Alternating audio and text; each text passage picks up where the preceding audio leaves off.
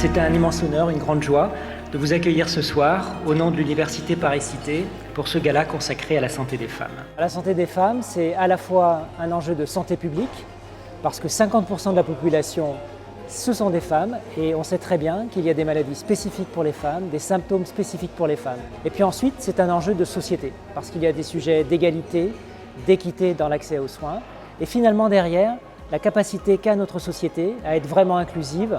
La plus grande des inégalités qui existent entre les hommes et les femmes, c'est la santé. Les femmes ont l'habitude de prendre soin de tout le monde, mais personne ne prend soin d'elles. Donc contribuer à la santé des femmes, globalement, c'est contribuer à la santé de toutes et tous. Puis par ailleurs, c'est un combat qui est indispensable, tout simplement pour réparer une inégalité historique. Too often, medical studies have neglected female-specific characteristics leading to gaps in treatments and care. Too many fields of research have been neglected. And I wish our beautiful institute here was created as a uniquely interdisciplinary institute to produce high-quality research in new areas.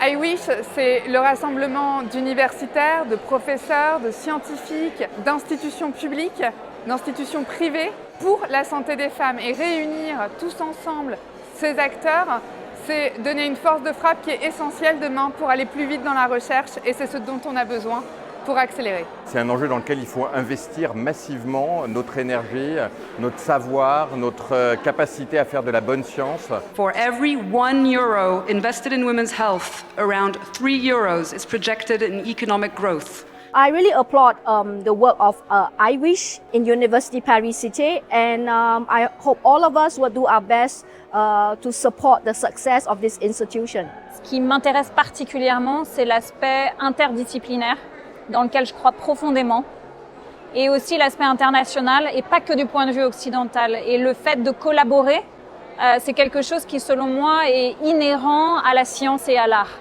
We must build bridges and bring together worlds that too often evolve separately. En rassemblant toutes et toutes nos forces, nous affirmons que la santé des femmes est une priorité universelle. Votre présence aujourd'hui à nos côtés témoigne de cet engagement collectif.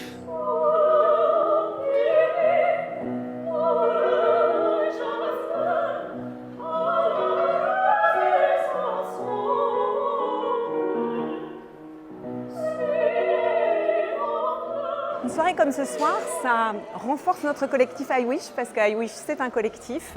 Ça nous réénergise, ça nous montre le chemin parcouru et ce qu'il reste à faire.